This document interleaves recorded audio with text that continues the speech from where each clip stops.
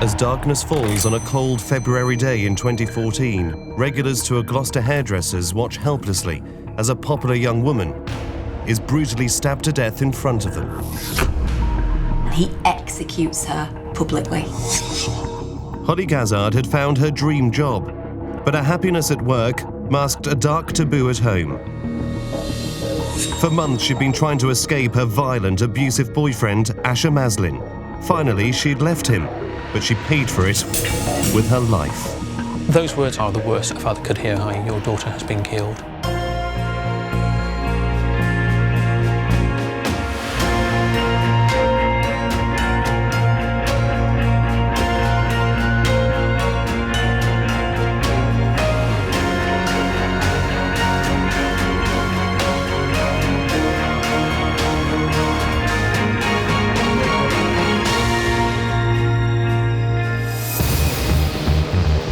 Britain's Darkest Taboos reveals the shocking true stories behind the most horrific acts of familial crime, including murder. He stood up and licked the blood off the knife and he spat down her body. Torture.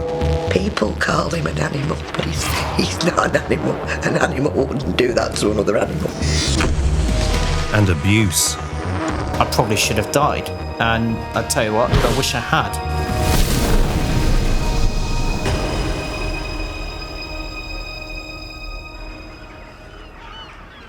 Gloucester, Tuesday, February the 18th, 2014. It's a day like any other. But this was to be no ordinary day. As everyone in the city goes about their business, there's a killer in their midst. And he's plotting a deadly act of violence. These CCTV images show Asher Maslin calmly buying a knife and setting off on his way to murder.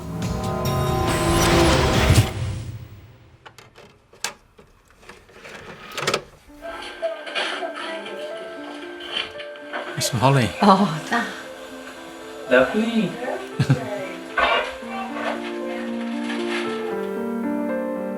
Holly Gazzard is born on the 24th of July 1993, the second daughter to loving parents Mandy and Nick Gazzard. Holly was, she was a month early, she was a month premature. She was very tiny when she was born, she was only just over 5 pounds. So because she was a month early, we weren't expecting her that early. I remember going out and buying clothes. They were doll's clothes at the time, just so that she had something which fitted her. She was very small. Holly has an older sister, and the two girls quickly form a strong bond. It was fun growing up with Holly. She had so much energy, and she was always very playful and just always on the go. You couldn't keep up with her. She darted here, there and everywhere.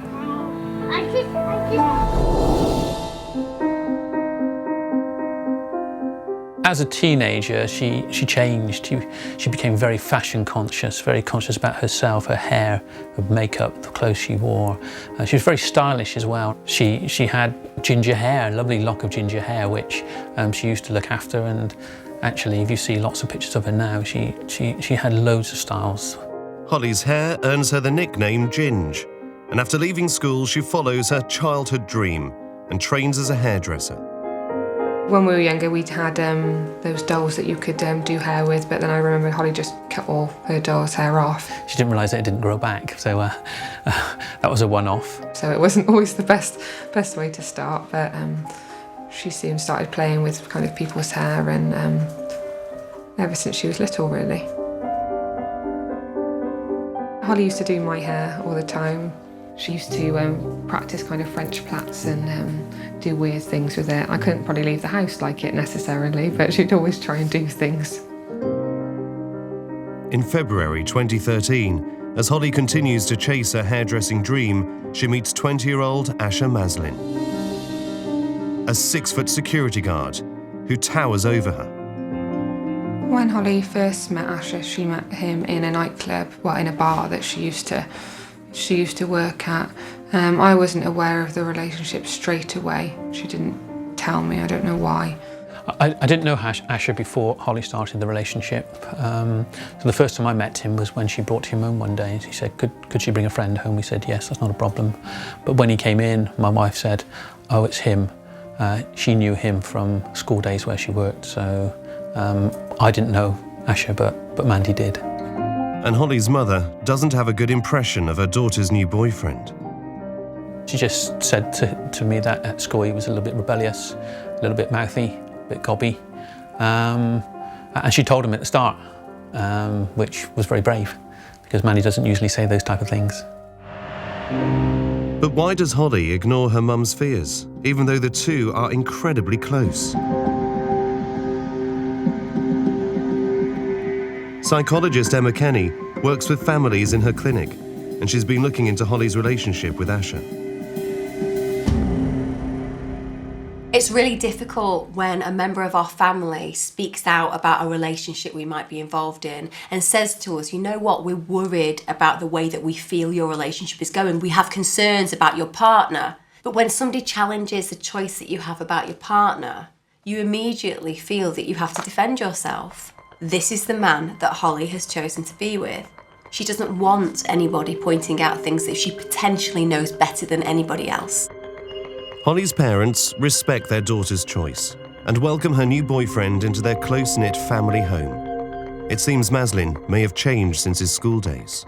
My first impressions of Asher was he was just a genuine guy. He just seemed quite normal and they seemed quite happy.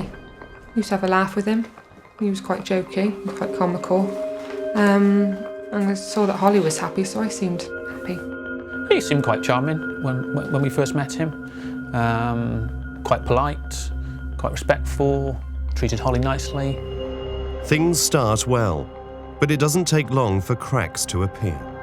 I heard them arguing on the phone quite a few times, but generally most couples do.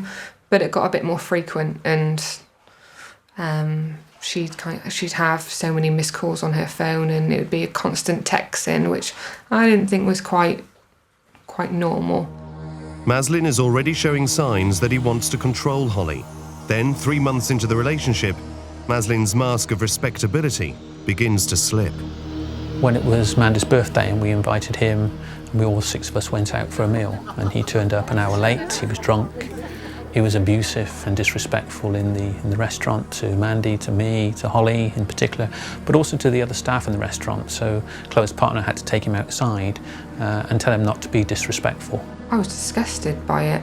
I don't see how you can turn up to anyone, any other family or any friends or in that sort of state.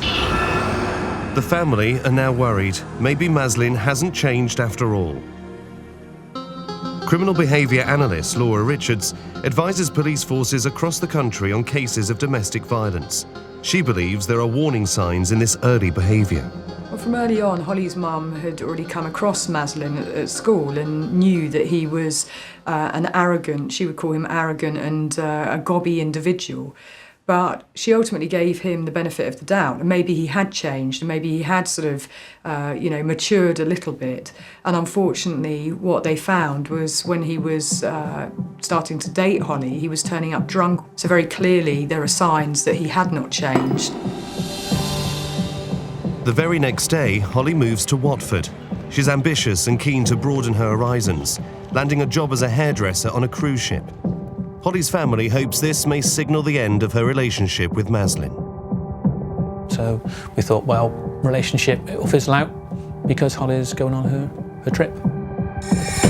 But their hopes are shattered. Maslin follows her. Holly went off to Watford to train with Steiner, and then about a week later we found out that Asher had followed her up there and he was staying in a hostel or some place like that, which we weren't too happy about, but obviously there's nothing we could have done about it. I think it's really important to understand Holly's psychology here. This is a young woman that we know is really bonded to her family and to her hometown. And even though she's branching out and forming a new life, anything that reminds her of that home experience is something that she's going to connect heavily with. So it makes sense that Asher becomes that identification. And that means that he has a position of strength in her world. Holly's a long way from home. Her family are becoming increasingly concerned, and it will be just weeks before her new boyfriend would turn into every parent's worst nightmare. She went out with her friends at night. He would suddenly turn up at the end, drunk, being a little bit abusive to other people. You don't threaten suicide on someone just to kind of bribe them to stay in a relationship.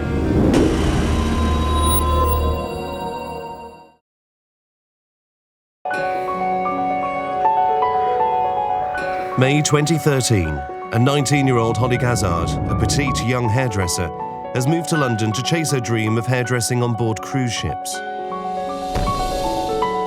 Her possessive boyfriend, Asher Maslin, has followed her, and her family are not happy. It was a case of let her get on with being with her friends, her new friends, making new friends, and also making sure that she passed all the tests to go on the cruise ship, and didn't really want someone getting in the way of that and turning her attention away from it.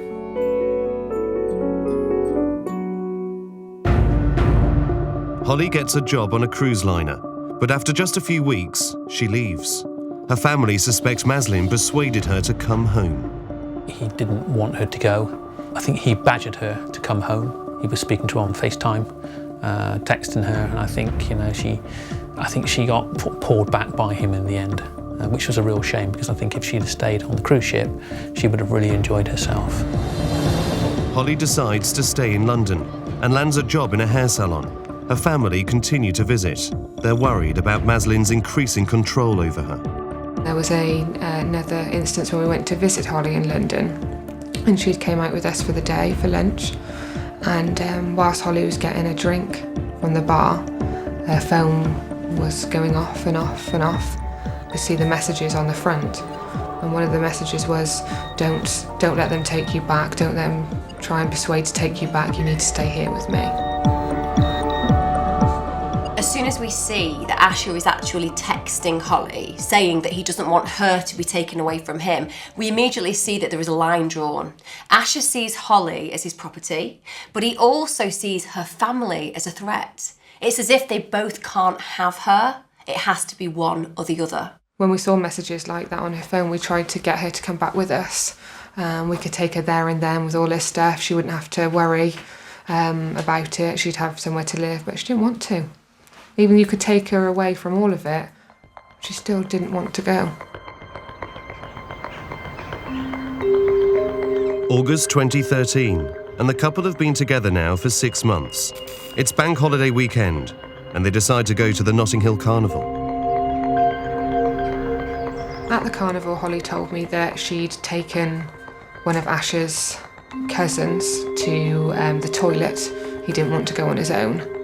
And Asher couldn't find Holly, so he was panicking, and Asher was ringing her and texting her, and when she got back, obviously it's a quite busy place, it takes a while to go there, he was just fuming and raged with anger. In a fit of rage, Asher assaults Holly, all because she didn't answer his calls. She phoned me and said, "Dad, could you come and pick me up because I want to come home?" So I dropped everything from work and just went straight to London to pick her up. Whilst we aren't absolutely sure about how his power over Holly was escalating in London, what we do know is there was a very violent attack where Holly's actually pushed to the floor at Notting Hill Carnival. The fact that he is now exerting physical control over Holly suggests that she's going to become more and more aware that she's in danger. And this could very well be a real motivator in her deciding to move back to her family in Gloucester. Holly kept a lot from us. I think she wanted to protect us from it more than anything. Holly always thinks that she can deal with the things her way and on her own, so she tried to do as much of that as possible. In September, Holly is back in the safety of her family, and yet again, Maslin won't leave her alone. Maslin wants to be with her all the time, but not just that, there's actually been escalation in terms of not just his controlling behaviour, but also physical incidents. Coercive control is one of them, so all the wanting to be with her continuously and sort of micromanaging her space, but also trying to ensure that he has sole monopoly of her time and her attention, always appearing, at certain places, and it just tells us that he's a very obsessive individual. Despite the incident at Notting Hill, Holly agrees to give the relationship another go. Holly's grown up in an incredibly close and connected family. Her understanding of relationships are that they are positive and that people can have great relationships with one another. She may see flaws in Ash's personality, but believe me, if there are positives within the relationship, she will exaggerate those and she will make up for his less positive qualities. And that's why she remains with him. She's giving him a chance. Holly is the exact type of young woman who will give somebody a chance. And that's testament to her positive character traits. When Asher and Holly came back from London, back to Gloucester, because of what had happened, I didn't really want anything much to do with Asher. And actually, me and Holly fell out for a little bit over that. She was quite adamant that she wanted to give Asher another chance, and I wasn't very happy about that. Holly continues to chase her dream, and in September, she begins work in her local salon. Her boss is Marina Hodgins. She was very cheerful, she was very fun-loving, she loved being part of the team and she loved all the girls. I just remember just having her around. Obviously, she did fantastic hairdressing. Holly's personality was always very bright and she was a very vibrant person. I don't think there was a day that went past where we wouldn't have a serious giggle about one thing or another. We would quite often share funny pictures and videos on Facebook and tag each other in them and then have a good old laugh about it the following day. I would definitely say Holly was somebody who was very fun-loving. Everyone loved her. She was very confident. She would go and introduce herself to the clients, and that was just such a positive thing to do from a young lady. Holly was proud to be a hairdresser. She did a really good job of it. She always had people coming wanting to see her by name, and she just had a real flair for it.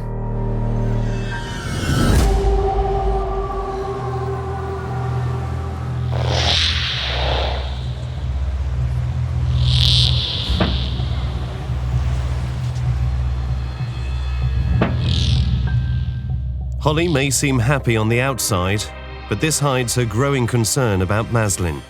He's escalating his control as every day passes, and his lack of respect for her family is now intense.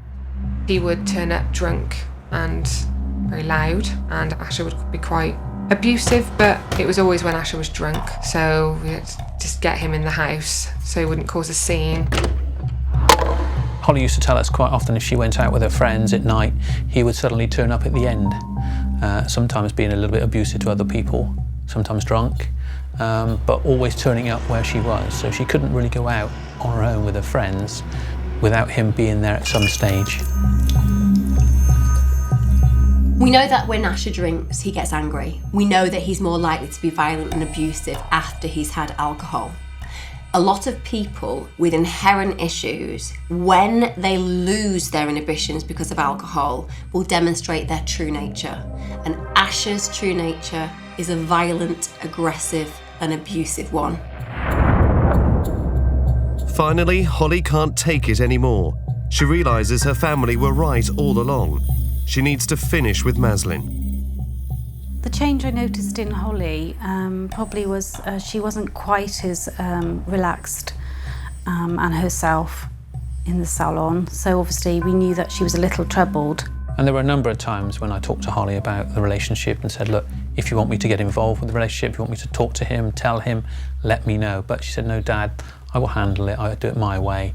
I'll try and do it amicably. So I'll let you know when I need your help. Holly calls Maslin and tells him she wants to end their relationship. And Asher told her that if she did, he would commit suicide and it would all be Holly's fault. We know that Asher actually decides to play an emotional blackmail card. He tells Holly, if you end this relationship, I will kill myself. Put yourself in Holly's position. She is a young woman with a wonderful family who feels really compelled to look after his feelings. This has been somebody that she has cared for and who has cared for her. threatening to kill himself will have scared her and will potentially have made her keep in contact with him because she's wanted to make sure that she can protect him. You don't threaten suicide on someone just to kind of bribe them to stay in a relationship. Asha continues to harass Holly with texts and calls. Finally, on Valentine's Day 2014, she tries to get through to him in person. She agreed to meet him at a local eatery. She had a quick bite to eat with him. She tried to tell him. They then went to a pub. He then threw a glass of water in her face, obviously, because he couldn't get through to her. When Holly breaks up with Asha in the pub, his reaction is to throw water in her face. And this is really interesting because it shows that he doesn't care about other people seeing his inappropriate behaviour. He wants to humiliate her, and his aggression is such that he cannot control his behaviour. Then he followed her back to the car, got into the car. He said, "Can I use your phone to make a call, someone to pick me up?" She said yes. At that stage, he stole a bank card and he went and emptied her bank account. Holly is terrified. The family feel they have no option but to call the police. The police came round on Saturday night, and Mandy, myself and Holly, we sat in the room with them, and she told them all about it, and there were a number of things which she said there and then which we were not aware of, particularly around some of the abuse that she'd been getting from him. When the police were here, he was sending some text messages, so the police will be able to witness what was said, and threats on my dad, threats on us as a family, and threats on the house. Asha is out of control. He's threatening Holly and her family. Everyone is on tenterhooks. Those texts just say what type of individual he was, in the sense of, he couldn't take rejection, and as a result of that, he had to sort of try and inflict physical violence on someone so young, someone so innocent and so vulnerable as Holly. From the Sunday evening, after she'd given her statement, I was petrified for her. I didn't sleep. I was constantly calling her, ringing her, making sure she was okay, and texting her. I didn't ever want her to be on her own. Asha finds out that Holly's been to the police, and this infuriates him. She is finally taking back control and giving him a direct message. She will not be bullied into a relationship with him. And finally, he starts to understand that Holly is taking the control back. Holly's relationship with Maslin is finally over, and she has a family around her. But losing control of Holly would tip Maslin over the edge, and they are powerless over what he would do next. I've been a police officer for 21 years, and it is the worst scene that I've been to. He looked at my mum and said, got some really bad news.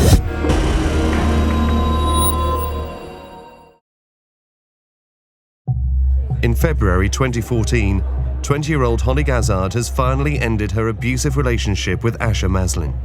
But Maslin is controlling and possessive. He's threatened her and her family, and now the police are involved. He now is completely out of control with the relationship, and he realises that Holly is entirely serious about breaking up with him. And it's at this point he makes the decision to take back control in the ultimate way.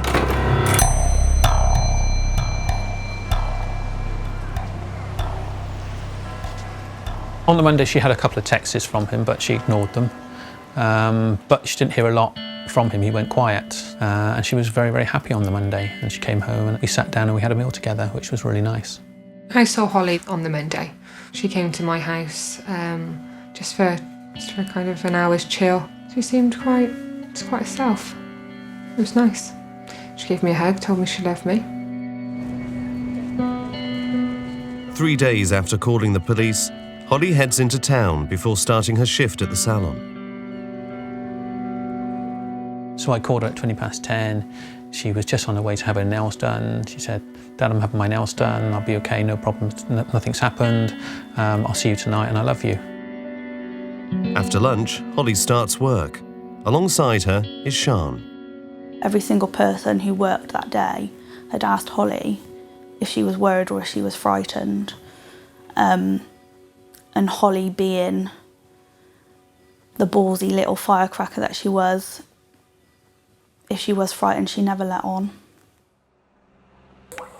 But what Holly doesn't know is that Maslin is just a few streets away, and he's plotting murder. His actions are captured on CCTV.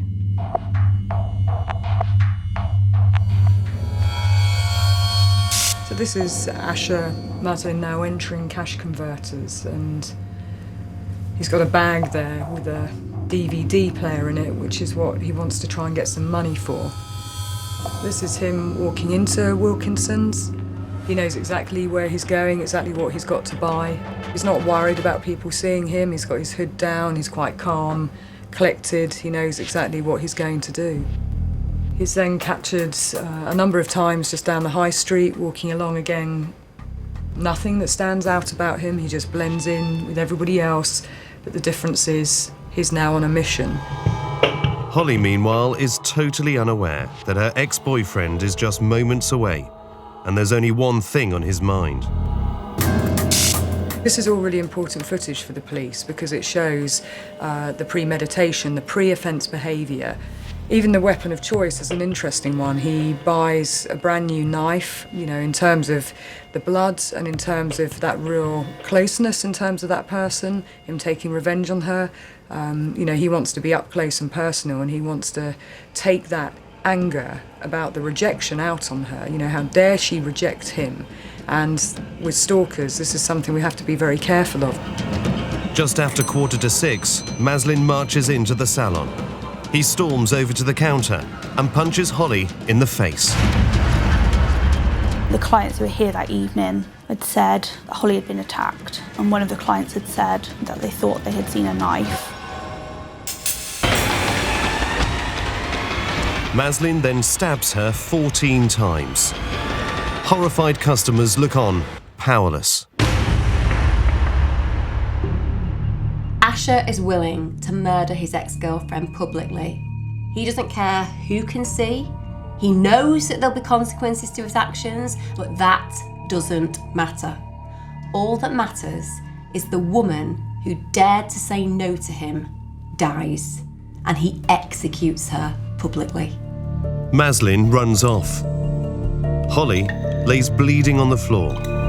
Despite frantic efforts by paramedics, she dies nearly 2 hours later from massive blood loss. Angela Middlewood is a senior officer on duty and first on the scene. I've been a police officer for 21 years, and it is the worst scene that I've been to. When we arrived, there was obviously Holly had been stabbed, so there was a lot of blood in the area where she'd been attacked. So it was quite a shocking scene. Forensic officers search the salon for evidence. Meanwhile, Holly's father is unaware of what has happened. The Tuesday was like any other day at work. It was busy. I had to go and pick up a ring for Chloe in Bristol. We were invited round Chloe's for tea because we were going to pick Holly up from the salon later on in the evening, as we normally did on a Tuesday evening. I'd forgotten to take the ring, so at about 6:30 I went back to the house to pick up the ring, and just as I was leaving the house, 2 policemen came down the drive, asked if I was Nick Gazzard. I said yes. He said, "Would you mind coming inside?" They said, "I've got some bad news for you. Is your daughter Holly Gazzard?" I said yes. She said, "I'm very sorry, but there's been an altercation and she's been killed." Those words, I think, are the worst that a father could hear. Your daughter has been killed. It was just devastating, absolutely devastating. The thought that was going through my mind was, how am I going to tell Mandy and Chloe that Holly had been killed? That was the only thought that was going through my mind. Something that a father should never have to do. You cannot imagine as a parent knowing that your child is dead, but knowing that the way they died was so brutal and so unfair and so unnecessary is something that can literally disintegrate your entire world. I thought he'd been a while. I was a bit concerned, and he came back through the door and he was completely white, and he tried to usher me into the living room where my daughter was and my mum. And he looked at my mum and said, "Got some really bad news. Holly's been stabbed and she's died." And my mum kind of fell into the sofa and was crying, and I just felt completely numb, as if it hadn't have happened. At the Salon, Angela Middlewood continues her investigation. At that time, I say it was just before 6 o'clock in the evening, so we had a lot of people coming out from work, and people. It's a main thoroughfare through Gloucester, and so the Gloucester has got the 4 main streets through the centre, and so this was a main thoroughfare, so there was an awful lot of people around at that time. According to criminal behaviour analyst Laura Richards, this very public murder scene could pose difficulties for the investigation. There's a real challenge for the police because obviously it's a open and accessible crime scene in the sense that many people can just walk into it, but also other people have been in there. So in terms of forensics and things that, in terms of gathering evidence, it becomes a challenge. They obviously need to understand who did this in the quickest time possible, because he could also present a public protection risk too. Words can't describe what it was like in here. It was just very upsetting. You know, it looked like, obviously, it'd been a terrible experience for everybody, and I was devastated that someone so lovely had had this happen to her. A vibrant girl has had her life taken, doing the job she loved, and her family would face more heartache seeing her for the final time. Probably the second worst thing I've had to do in my life, apart from tell Mandy and Chloe that she was dead, was to see her led on that slab, very small, very, very petite, in a white gown. My baby just led there. That was really upsetting, really upsetting. For her body to take such trauma. All I saw was her, and she had some wounds on her face. And I couldn't even bring myself to touch her. We weren't allowed to pick her up. We could only hold her hand and kiss her once. And I held my mum's hand over her hand, but she was ice cold and she hated being cold.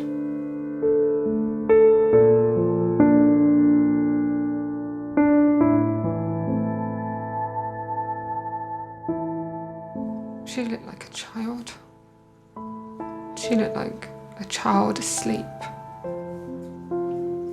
And we knew it was her, but it didn't look like Holly. It didn't look like her at all.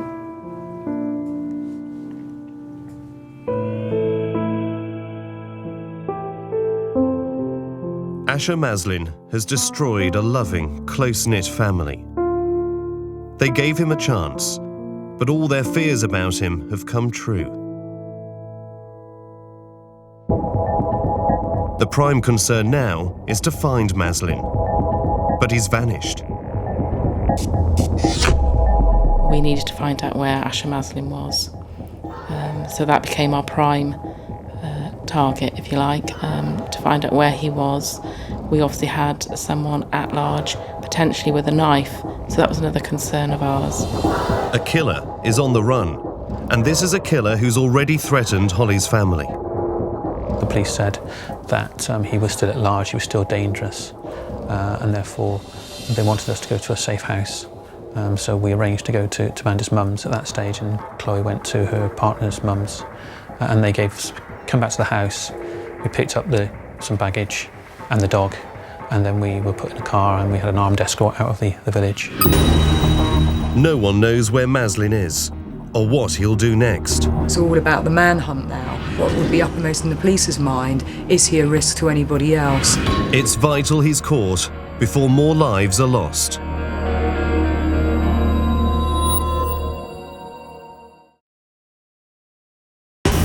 Gloucester, February the 18th, 2014. A cold-blooded killer is on the run. Asher Maslin has stabbed his ex-girlfriend 14 times, a callous punishment for breaking up with him. CCTV footage shows Maslin buying a knife and approaching the salon where he killed 20-year-old Holly Gazzard before running off. No one knows where Maslin is, so Holly's family are put into police protection. It's all about the manhunt now, trying to find him. So having those cameras seeing him running away from the salon and then picking him up on these cameras, the fact that he's changed his clothes, so he's not standing out, he's not covered in blood. Where are those clothes? They need to be able to find them, they need to do the forensics on them, they need to find the weapon. But most of all, they need to find him. One of the key things that will be going through the police's mind is who else might be at risk. When you have a situation where somebody is stalking another, that fixation and that obsession could actually mean that somebody else who's been trying to protect the victim, that violence and abuse could spill over to them.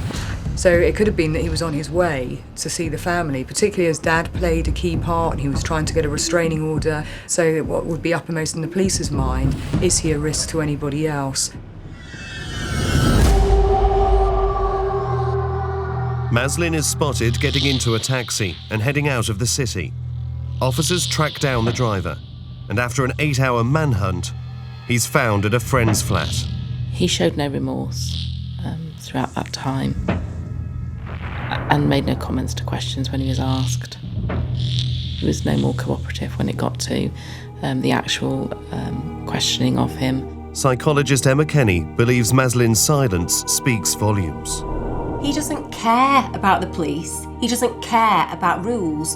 All he cares about is getting what he wants from the situation. He's got away, as far as he's concerned, with what he wanted. He wanted to kill Holly. He succeeded. Game over. On July the 16th, 2014, Asher Maslin is sentenced to life in prison for the murder of Holly Gazzard. The judge describes it as a merciless killing. He is a murderer, and that's what he is. And he will pay for what he's done. And Maslin shows no remorse throughout the proceedings. He doesn't care about what people think about him. He feels like he can control any situation, and he wants the world to know he doesn't care. He doesn't care that he murdered Holly. All he cares about is he got his own way. I'll never forgive him for what he's done. I welcomed him into my home. He's played with my daughter. And now my daughter asks where Asher and Auntie Holly is. And I have to tell her that she'll never see her Auntie Holly again. I believe I failed as a father by not protecting her. What I could have done, I don't know. Because she was such a strong individual, and I did ask her whether she wanted to be involved, and I said that I would go and talk to him and try and see reasoning or try and help her. But as a father, the one time when your daughter needed you, I wasn't there. So you do feel as if you've actually failed as a father, and that's the way I feel sometimes.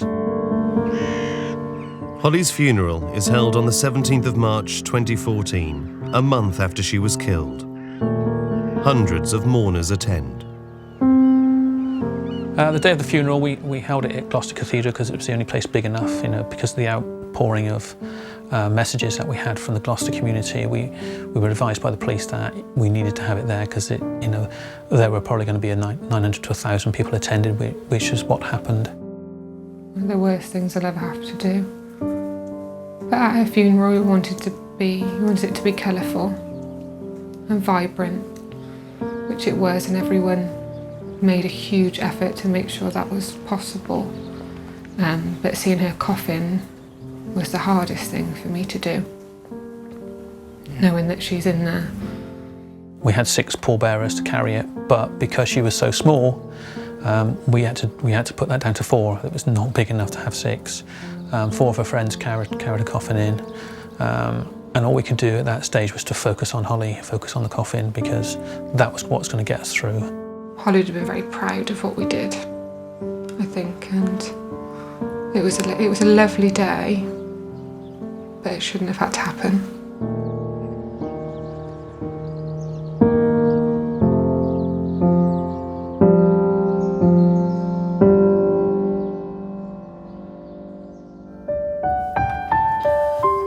Six months later, Holly's family are still struggling to move on, desperate that she'll never be forgotten.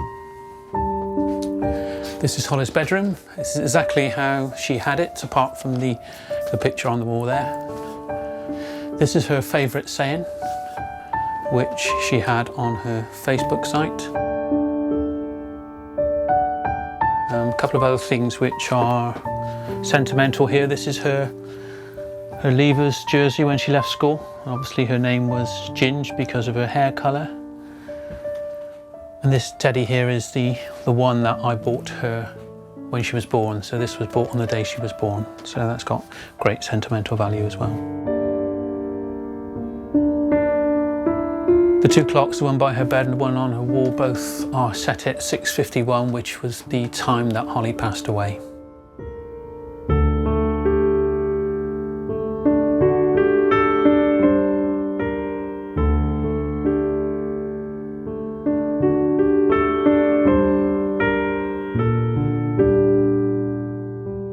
Holly's father was always her protector. From day one, when they had to go out and buy clothes that were small enough to fit her, to the moment that she died, he was always there for her. And it's impossible to imagine what it's like knowing that he will live the rest of his life without seeing her face again.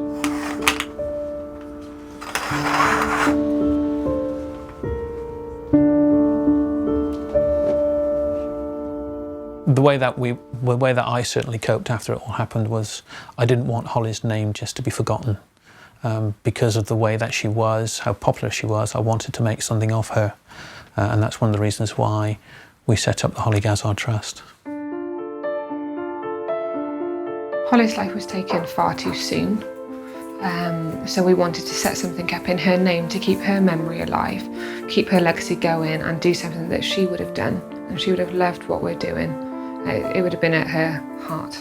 With the trust, she will be even a bigger part of the family now going forward, because we want to celebrate her life by helping others. Hopefully we can make a positive out of this negative, and we can do a lot of good for other people, both in terms of education, get them through their hairdressing exams, and also hopefully preventing people going through domestic abuse as well.